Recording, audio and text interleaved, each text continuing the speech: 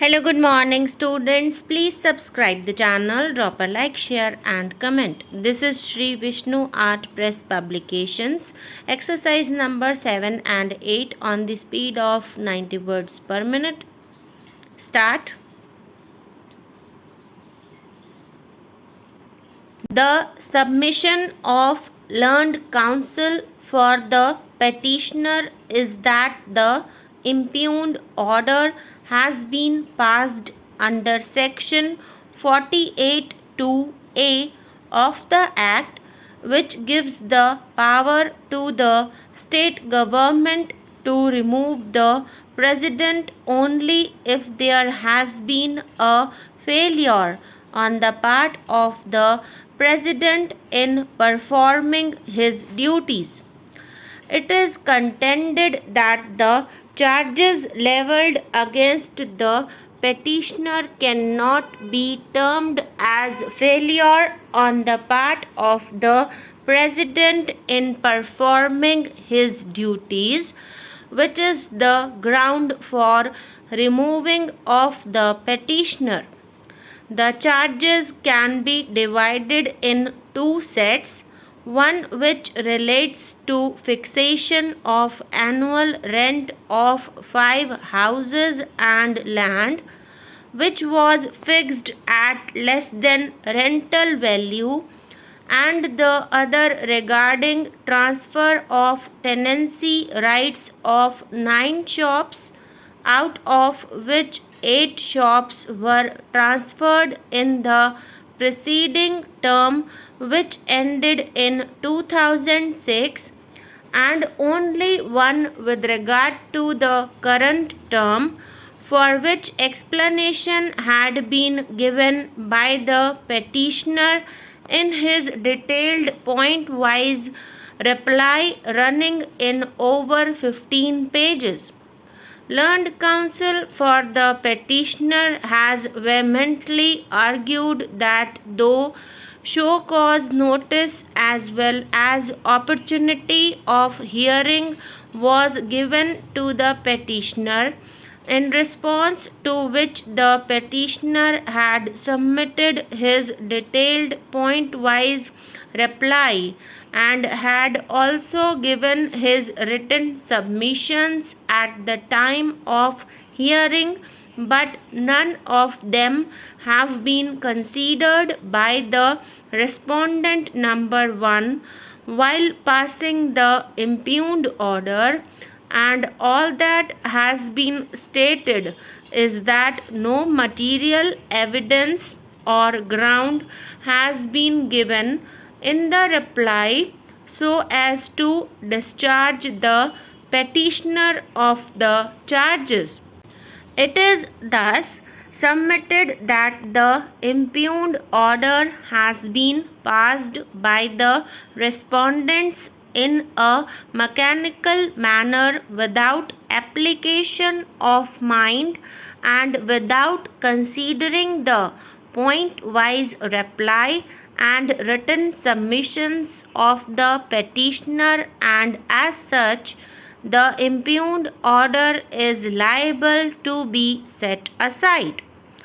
Learned standing counsel has, however, submitted that the order finds support from the reports of district magistrate and subdivisional magistrate, and as such the said order should be considered in the light of the said reports, and he thus submits that the order is fully justified. On being asked, learned standing counsel could not make a statement as to whether the reports of the district magistrate and subdivisional magistrate had been provided to the petitioner before passing of the impugned order. It has been further submitted that the order having been passed under section 48(2)(a) and not under section 48(2)(a is fully justified, as According to the Learned Standing Council, by UP Act number 6 of 2004, subsection 2A had been inserted to provide that where after inquiry the President is found to be guilty of any of the grounds referred to in subsection 2A, he shall cease to exercise, perform, and discharge the financial and administrative powers, functions, and duties of the President, which shall be exercised and performed by the district magistrate or by an officer nominated by him not below the rank of the deputy collector. The aforementioned rules provide a complete mechanism and procedure in the matter of holding an inquiry in the cases where the major penalties are imposed. Rule 7.3 provides that the charges framed shall be so precise and clear as to give sufficient indication to the charged government servant of the facts and circumstances against him. The proposed documentary evidences and the name of the witnesses proposed to prove the same, along with oral evidence, if any, shall be mentioned in the charge sheet.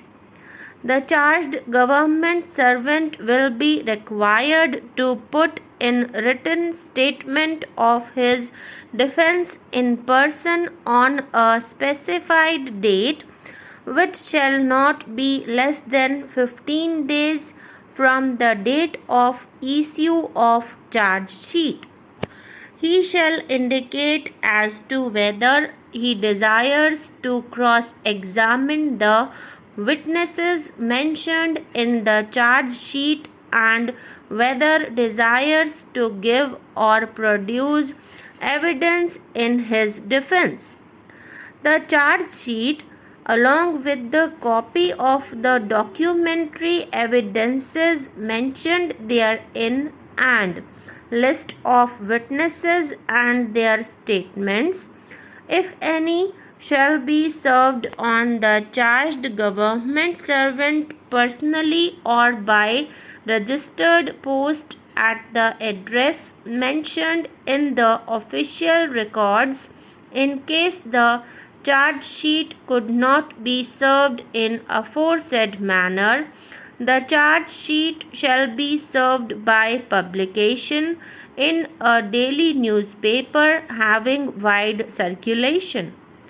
Where the charged government servant denies the charge, the inquiry officer shall proceed to call the witnesses proposed in the charge sheet and record their oral evidence in presence of the charged government servant, who shall be given opportunity to cross-examine such witnesses. On failure of the charged government servant to appear on the date fixed in the inquiry or at any stage of the proceeding, in spite of the service of the notice on him, or having knowledge of the date, the inquiry officer shall proceed with the inquiry ex parte.